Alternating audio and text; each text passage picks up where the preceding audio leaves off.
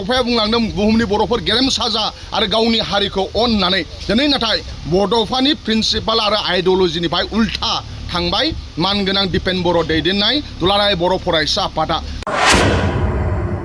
दरं उदालगुरिया जोंहानो मानगोनां दुर्गा दास बर'आनो देरहागोन। मानोना गोबां दुलाराय बर' फरायसा आफादनि मावथि बिथांमोनाबो जातिनि सेन्टिमेन्ट दङ, बिथांमोननाव जातिनि सेन्टिमेन्ट दङ। ओंखायनो गोबां दुलाराय बर' फरायसा आफादनि आनसलिकनि जिल्लानि दैदेनगिरि बिथांमोना दुर्गा दासनो भट होगोन, नोंथांमोना सिरिथा, नोंथांमोना जोंखौ बिसास खालाम होननानै गोबां दुलाराय बर' फरायसा आफादनि मावथि बिथांमोना जोंनो फननि गेजेरजों बिथांमोना जों मेसेज हरदों।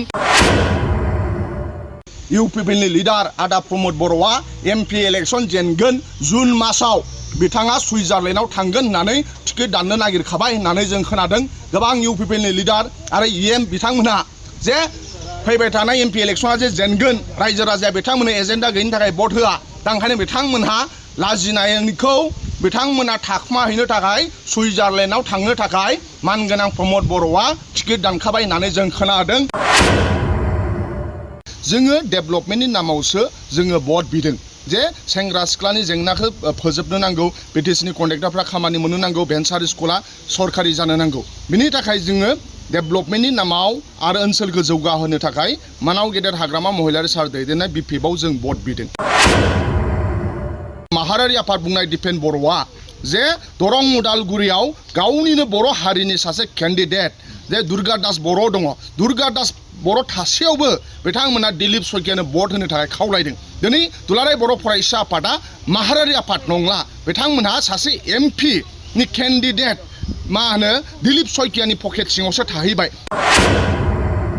मानाव गेदेर हाग्रामा महिलारि सार दैदेननाय जे बिपिएफ दोलोआव जोंनाव एजेन्डा दङ आरो जों बिपिएफनि साफ्रोमबो मावथि सोद्रोमा बिथांमोनहा क'क्राझार लकसभा समस्तियाव गोलैनाय आरो दरं उदालगुरि समस्तियाव गोलैनाय मोनफ्रोमबो गामियाव थांनानै मानगोनां रायजो राजा बिथांमोनखौ खावलायदों फैबाय थानाय लकसभा इलेक्सन जे दरं उदालगुरि आरो क'क्राझाराव जे नांगोलनि सावगारियाव भट होनानै जे जोङो बिटिसि ओनसोलनिफ्राय सानै रोंखा राखा मानाव गेदेर खाम्फा बरगयारि आरो मानाव गेदेर दुर्गा दास बर' बिथांमोनखौ बिटिसि ओनसोलनिफ्राय सानै एमपि जाहाथे दैथायहरो आरो बे ओनसोलनि जेंनाफोरखौ बिथांमोना पार्लियामेन्टआव थांनानै जाहाथे खोथा बुंहैगोन। जोङो मानाव गेदेर हाग्रामा महिलारि सार दैदेननाय बिपिएफ दोलोआ रायजो राजाखौ खावलायदों जोंनो भट हो। मानोना मानाव गेदेर हाग्रामा महिलारि सारा बे ओनसोलखौ जौगानाय लाबोदों। 2003आव बिटिसि जायनि सिगाङाव जेबो गैयामोन, बाव CIT गायसनदों, बाव मेडिकेल कलेज गायसनदों, बाव इन्जिनियारिं कलेज गायसनदों, बाव लामा दालां 10टा साब डिभिसन आरो गोबां सेंग्रा सिख्लानो साख्रि होदों आरो गोबां मानसिफोरखौ कन्ट्रेक्टर बानायदों, डेभेलपमेन्ट खालामदों। दा ओंखायनो जोङो डेभेलपमेन्टनि नामावसो जोङो भट बिदों जे सेंग्रा सिख्लानि जेंनाखौ फोजोबनो नांगौ, बिटिसिनि कन्ट्रेक्टरफ्रा खामानि मोननो नांगौ, भेन्सार स्कुला सरकारि जानो नांगौ। बिनि थाखाय जोङो डेभेलपमेन्टनि नामाव आरो ओनसोलखौ जौगाहोनो थाखाय मानाव गेदेर हाग्रामा महिलारि सार दैदेननाय बिपिएफआव जों भट बिदों। दा दिनै इउपिपिएलनो मानो थाखाय भट होनो नांगौ जों थोंजोङै सोंनो नागिरो नोंथांमोननि चेनेलनि गेजेरजों। दुलाराय बर' फरायसा आफाद गावसोरखौ माहारियारि आफाद बुंनाय दिपेन बर'आ जे दरं उदालगुरियाव गावनिनो बर' हारिनि सासे केन्डिडेट जे दुर्गा दास बर' दङ, दुर्गा दास बर' थासेयावबो बिथांमोना दिलीप सयकियानो भट होनो थाखाय खावलायदों। दिनै दुलाराय बर' फरायसा आफादा माहारियारि आफाद नंला, बिथांमोनहा सासे एमपि नि केन्डिडेट मा होनो दिलीप सयकियानि पकेट सिङावसो थाहैबाय। दिनै दिलीप सयकियानिफ्राय थाइबेसे फैसा लानानै इउपिपिएलआ आरो दुलाराय बर' फरायसा आफादा दरं उदालगुरिखौ दिलीप सयकियानो भट होनो थाखाय मानो खावलायखो? दिनै दुर्गा दास बर' जोंनि माहारियारि आफादनि मा होनो जोंनि सासे बर' फिसानिनो मोनथिबाय, बर' फिसानिनो सासे बिजाथि दुर्गा दास बर' दंमोन। बड'फाया जुदि थांनानै थानायमोनब्ला दुलाराय बर' फरायसा आफाद दिपेन बर'नि बे मा होनो रावखौ आरो बे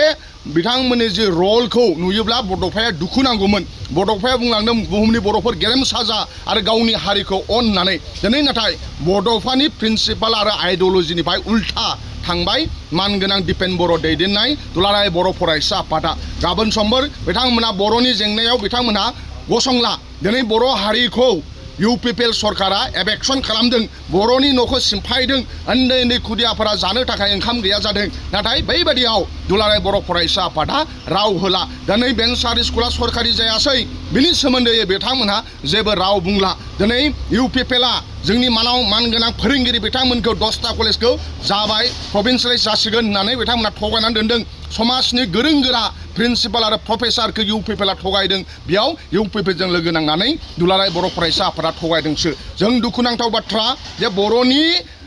थाखाय बर'खौ मास्टार रेस दानो थाखाय जोनोम जानाय दुलाराय बर' फरायसा आफाद बर' हारिनि बिफा उपेन्द्रनाथ ब्रह्मआ बे आफादावनो थानानै खामानि मावलांदोंमोन मा होनो बड'फाया अख्रां सानिफ्राय सोरगोनिफ्राय दुलाराय बर' फरायसा आफादनि बे रलखौ बिथांमोननि बुंनाय बिथांमोननि मावनायखौ नुनानै बड'फाया हयथ' मेगनाव मोदै गदों खोमा सोरगोनिफ्राय नाहरगासिनो दङ दा ओंखायनो आथिखालनि दुलाराय बर' फरायसा आफादनि जि रल बिथांमोनहा माहारियानि रल जायाखै दुखुनांथाव बर' रायजो राजाया आरो बर'नि जारिमिनाव जे मानगोनां दिपेन बर'आ प्रेस मिडियानि गेजेरजों जे दिलीप शइकियानो भट होनो थिननाया बे जारिमिनाव थागोन आरो बिथांमोनहा दिनै गावनि हारिजों दुर्गा दास बर'जों बिथांमोनहा गसंफायाखै नाथाय जों अब्लाबो दरं उदालगुरिया जोंहानो मानगोनां दुर्गा दास बर'आनो देरहागोन मानोना गोबां दुलाराय बर' फरायसा आफादनि मावथि बिथांमोनाबो जातिनि सेन्टिमेन्ट दङ बिथांमोननाव जातिनि सेन्टिमेन्ट दङ ओंखायनो गोबां दुलाराय बर' फरायसा आफादनि आनसलिकनि जिल्लानि दैदेनगिरि बिथांमोना दुर्गा दासनो भट होगोन नोंथांमोना सिरिथा नोंथांमोना जोंखौ बिसास खालाम होननानै गोबां दुलाराय बर' फरायसा आफादनि मावथि बिथांमोनहा जोंनो फननि गेजेरजों बिथांमोना जों मेसेज हरदों जों आसा खालामो जे जोंहा दरं उदालगुरियाव मानगोनां दुर्गा दास बर' बिथाङा देरहागोन आरो गोबां एबसुनि आरो गोबां जाति सेन्टिमेन्ट थानाय बै दरं उदालगुरि समस्तिनि बर' रायजो राजायाबो भट होगोन आरो ओरैहाय जोंहा मानगोनां खाम्फा बरगयारिया देरहागोन मानोना बिथाङा इंराजि आरो बिथाङा मा होनो हिन्दीयावबो बिराद एक्सपार्ट इउपिपिएलनि बिजाथि आदा जयन्त बसुमतारिया जुदि बोरैबा देरहालाङोब्ला 5 बोसोर नांगोन खाम्फा बरगयारिया जेरैबादि इंराजि बुङो जयन्त बसुमतारिनो 20 बोसोर नांगोन जोंनि मा होनो बिपिएफनि केन्डिडेट क'क्राझारनि मानगोनां खाम्फा बरगयारि सारा जेरैबादि हिन्दी आरो इंराजि बुङो बेबादि सोलोंनो थाखाय मानगोनां जयन्त बसुमतारिनो 20 बोसोर नांगोन ओंखायनो बिथाङा दिल्लीयाव बोरैबा देरहायोब्लाबो बिथांनो बे 5 बोसोरा भाषा इंराजि आरो हिन्दी सोलोंनायाव थांगोन जेरै 10 बोसोर इलिगेलि एमपि जानाय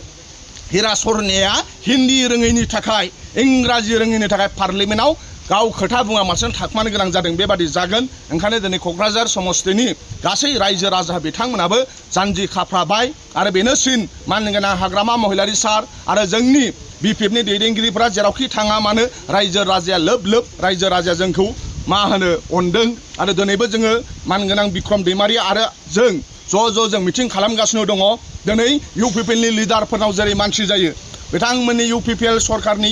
थांनाय मिटिं जानाय समाव मानसियानो थाया बिथांमोननि इउपिपिएल सरकारनि मा होनो राकेश आदामोन गुबुन इएमफोरा थाङोब्ला गामि ओनसोलाव रायजो राजायानो ओंखारा जों बिक्रम आरो आं जों मिटिं खालामनायाव आदा फेरेंगानिफ्रायबो आरो इउपिपिएलनि इएमफोरनिफ्रायबो बांसिन जोंनावसो मानसि जायो बिथांमोनाव मानसियानो जाया दा ओंखायनो जों बुंनाय जे बिथांमोना लाजिनानै इउपिपिएलनि लिडार आदा प्रमद बर'आ एमपि इलेक्सन जेनगोन जुन मासाव बिथाङा सुइजारलेण्डआव थांगोन होननानै टिकेट दाननो नागिरखाबाय होननानै जों खोनादों गोबां इउपिपिएलनि लिडार आरो बिथांमोनहा जे फैबाय थानाय एमपि इलेक्सना जे जेनगोन रायजो राजाया बिथांमोननो एजेन्डा गैयिनि थाखाय भट होआ दा ओंखायनो बिथांमोनहा लाजिनायखौ बिथांमोना थाखुमाहैनो थाखाय सुइजारलेण्डआव थांनो थाखाय मानगोनां प्रमद बर'आ टिकेट दानखाबाय होननानै जों खोनादों ओंखायनो जों साफ्रोमबो रायजो राजा बिथांमोनखौ जों खामानि मावगोन सेंग्रा सिख्लानि जेंना आरो बिटिसिनि फोरोंगिरिफोरनि जेंना कन्ट्रेक्टरफोरनि आरो बिटिसिआव डेभेलपमेन्ट बिनि थाखाय जोंनो भट होनो नांगौ इउपिपिएलआ खालि जाख्ल'नाय आरो थगायनाय आरो बिथांमोना एक्टिंल' रोंगौ बिथांमोना गाबफ्लानो रोंगौ मानगोनां प्रमद बर'आ इलेक्सन खाथियाव गाबफ्लागोन भट बिफ्लागोन बिथाङा सासे चार्ली चाप्लिन बादि एक्टर बिथाङा रोंगौ ओंखायनो बिनि एक्टिंआव जोंनि बर' रायजो राजाया गोजावला बेखौ जानजि खाफ्राबाय आरो जोंहा फोथायनाय दङ मानगोनां हाग्रामा महिलारि सारनि दैदेननाय बिपिएफ दोलोआ एबार सानै जोंनि बिटिसि ओनसोलनिफ्राय फार्स्ट टाइम जों लकसभायाव एमपि मोननो थांगासिनो दङ थेंक इउ